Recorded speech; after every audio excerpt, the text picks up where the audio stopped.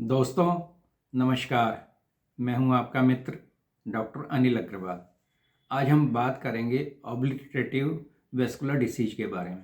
ये obliterative vascular disease क्या होती हैं, इसके बारे में थोड़ा सा अगर हम समझेंगे कि वेस्कुलर का मतलब होता है कि जो हमारी वेसल्स होती हैं, मतलब आर्टरीज और वेन्स होती हैं, उनके अंदर अगर किसी तरह की दिक्कत आती है तो उसको फिर हम बोलते हैं वेस्कुलर डिसीज।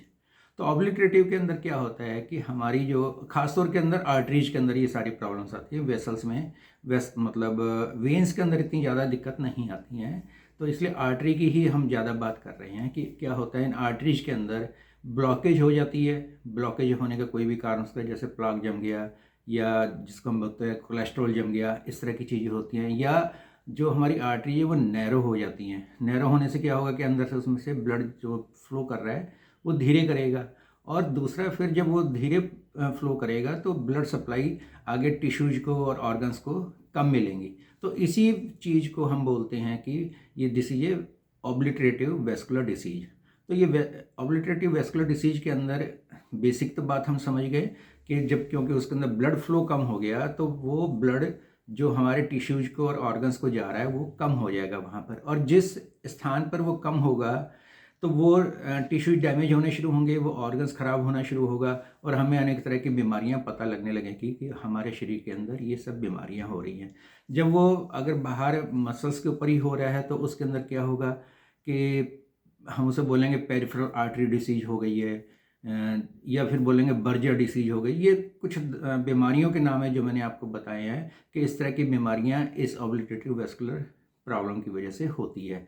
फिर इसमें सिम्टम्स क्या आएंगे कि भाई रोगी को कैसे पता लगे मेरे को ये कुछ हो रहा है। वैसे तो डॉक्टर ही बताता है कि क्या रोग हो रहा है, लेकिन थोड़ा सा पेशेंट को भी समझ आ जाता है कि मेरे को शायद ऐसा कुछ हो रहा हो। लेकिन अपने हेल्थ केयर प्रोवाइडर से ही बात करते हैं तो वो ज़्यादा अच्छी आपको समझाता है और आपका इलाज भी कर पाता है। तो इसके अंदर क्या होता है, रोगी को पेन की अनुभूति होती है कि उसे दर्द हो रहा है उस पर्टिकुलर स्थान पे जहाँ पर इस तरह की कंडीशन आ रही है। वहाँ पे सुन्नपन होना शुरू हो जाता है कि भाई वो कहता है कि मेरा तो ये हिस्सा सुन्न हो रहा है जी, डॉक्टर साहब पता नहीं यहाँ से सुन्न क्यों हो रहा है।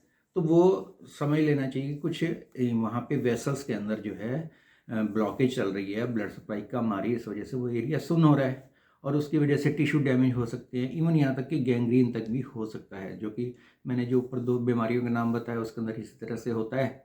लेकिन आपको समझने के लिए इतनी सी ही बात समझनी है कि भाई ये अगर इस तरह से के सिम्टम आ रहे हैं तो हमें अपने किसी डॉक्टर से ज़रूर मिलना चाहिए कि, और वो फिर बताएगा कि हमें इसके अंदर क्या करना चाहिए और फिर इसको ठीक करने के लिए हम क्या करें, ये भी एक बात आ जाती है। तो इसके अंदर हम क्या कर सकते हैं अपने आप, तो एक तो अपना लाइफ स्टाइल ठीक करें।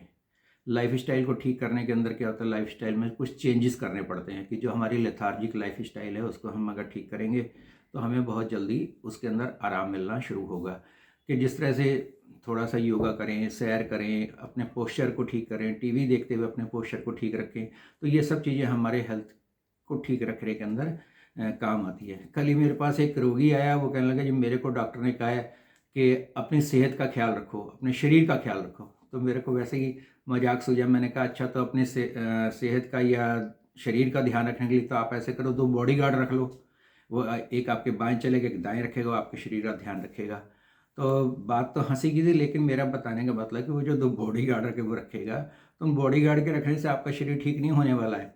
वो तो आपको बाह्य आक्रमण, कोई आपका दुश्मन आपके ऊपर अटैक ना करे, उनसे आपकी सुरक्षा कर सकता है, लेकिन अंदर की जो सुरक्षा है वो आपको स्वयं ही करनी पड़ेगी। वो जो दो बॉडीगार्ड है वो आपकी सुरक्षा नहीं कर सकते हैं। और फिर इसके अंदर फिर अगर ज़रूरत पड़ती है तो कुछ दवाइयों का भी इस्तेमाल किया जाता है जो कि डॉक्टर ही दे सकते हैं।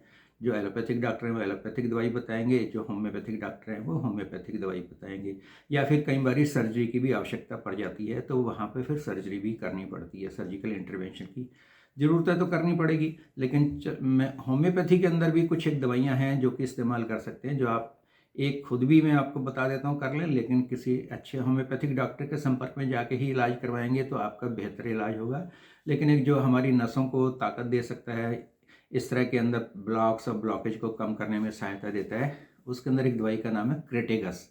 क्रेटेगस मदर टिंचर की 10-10 बूंदे सुबह शाम आधा कप पानी में डालकर लेंगे तो भी हम इससे बच सकते हैं। और जो लोग 60 वर्ष से आयु के हैं, वो अगर 5-5 ड्रॉप सुबह शाम क्रेटेगस मदर टिंचर की वैसे भी लेते रहें तो आपकी सेहत को ठीक रखने में वो सहायक होंगे। जिस तरह से अन्य हमारे जड़ी बूटियाँ इस्तेमाल होती हैं, तो इसको आप इस तरह से भी ले सकते हैं। लेकिन अगर आपको किसी तरह के सिम्पटम्स आ रहे हैं और कोई दिक्कत हो रही है, तो फिर अवश्य ही अपने डॉक्टर से मिलें। बाकी बातें फिर अगली किसी वीडियो में करेंगे। धन्यवाद दोस्तों।